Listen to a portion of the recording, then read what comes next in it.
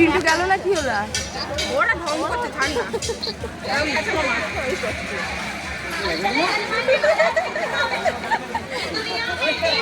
পতাকা আমাদের পতাকা মিলেছে। এটা কি বাবা? হ্যাঁ আমাদের জাতীয় পতাকা।